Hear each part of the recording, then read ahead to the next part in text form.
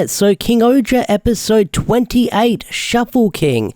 So I feel like it's in Sentai or Riders or even Power Rangers contract to do a Freaky Friday or Body Swap episode every year or every season. And I was kind of worried about this episode because usually when it comes to a Body Swap episode, they're either okay or they're just meh.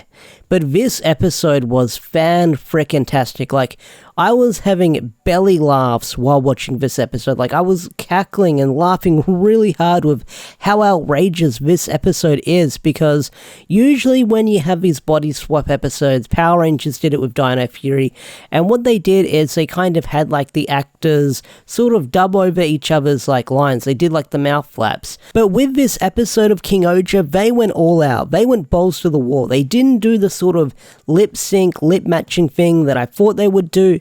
No. They went all out and they were mimicking each other's characters while the body swap was going on. Like, you had Himino and Dabowski swapping bodies. So you had Himino doing all of Dabowski's theater stuff that he does. You had Yanma body swapping with Rita, so you had Yanma's acting doing Rita's screams and having Rita's like freak out moments, which was really funny to see. Like, this episode was freaking great. I really loved it.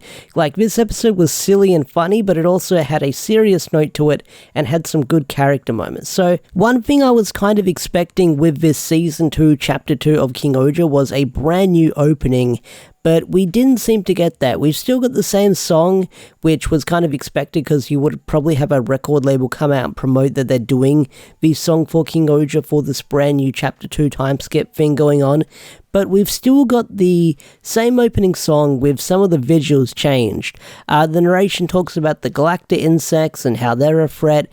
After that, when you have all the Rangers sort of walking up with their color filters on, you see their time skip look. And then at the end of the opening, when they sit on the throne, they have their time skip look as well, which is something we saw last week at the end of that episode. So we had that going on. But everything else is still kind of the same in between. Like, you still have that scene where they all jump on the trampoline and they have their pre-time skip look. You see the brand new mech forming, which is something they sort of did as the show went on, where it would update the mech as we got new mechs. But still the same, like, still sort of kind of the same opening, which was, it's not going to make or break it for me. I think I was just expecting like an overhaul on the brand new opening visuals, but we didn't get that.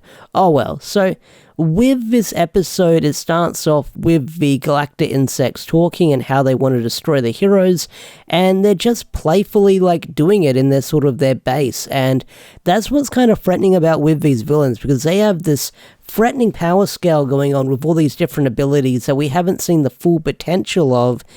And they're just sort of playfully messing with our heroes. Like, they could probably destroy the Earth within the flick of a finger, but they choose not to when they're going to fight our heroes and destroy them all and make them suffer because they want to clean up the Earth. So they've got that going on. And just seeing how they playfully interact with each other and sort of how they bicker and banter, they're no different from the Rangers with how they interact with each other. But seeing how they just view everything as a game shows how threatening they are and how sort of half serious they're taking this, as they're sort of going to take their time with destroying the Earth. So that's kind of scary to know as well, because that Duradug, whatever you want to call him, Dig Dug, he can probably come down and just blow everything up, because it seemed like he had the power to drop meteors on the Earth last week's episode, or do the fury of the gods. But nah, he's going to take his time. So we've got that going on. So the main space bug that's a threat in this week's episode is Goma, I believe you pronounce his name. He's a ninja. His suit is really freaking cool. Like, I'm a huge fan of his suit. Like, that is a really cool monster design suit that they've got going on for him. It looks freaking fantastic. But he's a ninja that does ninjutsu, and he swapped everyone's bodies around in this episode. And like I mentioned, seeing everyone swap bodies and act like they're different characters or they're different rangers was really funny. Like I said, like, you had Yanma like screaming, like, because you had Rita in Yanma's body, so Yanma would start screaming. You had Himino and Dabowski swapping bodies, so they would sort of take on each other's personality traits in their body, which was funny to see.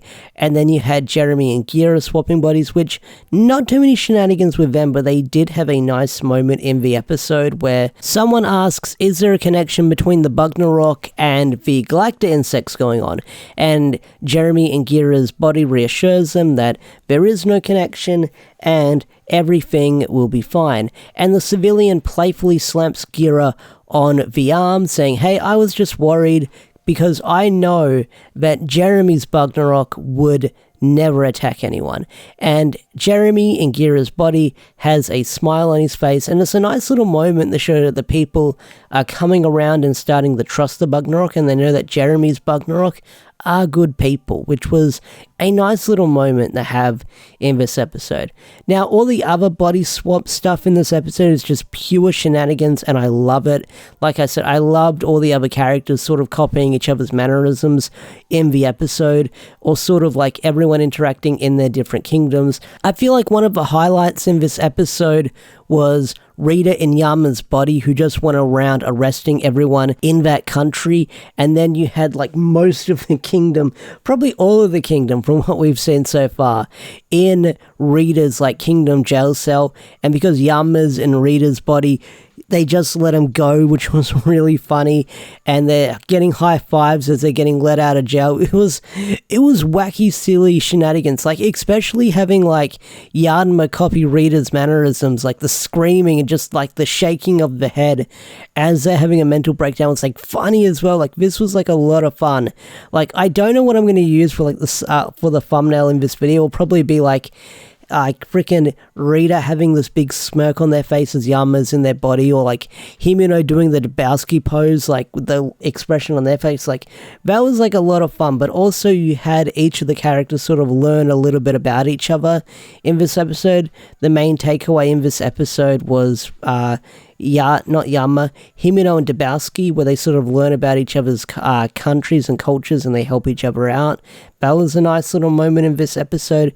But the final fight to get everyone back in their respective bodies was really freaking cool as well. Like you had Gira Jeremy doing a falcon punch on Goma in this episode, and that restores everyone back to their body. And it's a really cool scene. Like I just thought it'd be like one punch, but they extend it, and the dude just gets falcon punched and knocked the fuck back, which was really great to see in this episode. A really great moment.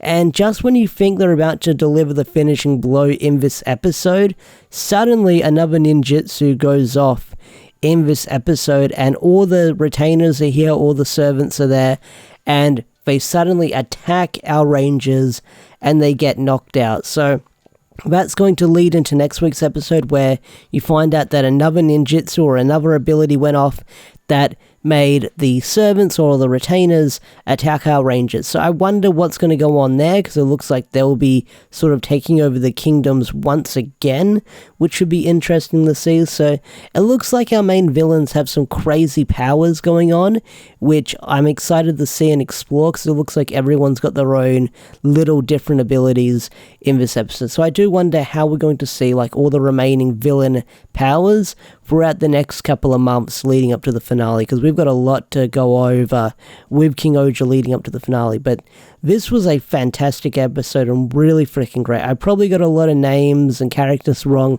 with everyone body swapped, but this episode was like pure fun, and I just freaking loved it. But what did you guys think of this episode of King-Ohger? Did you love it? Did you hate it? Tell me in the comment section down below.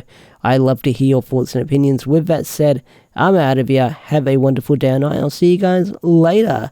Peace out. Take care. Bye.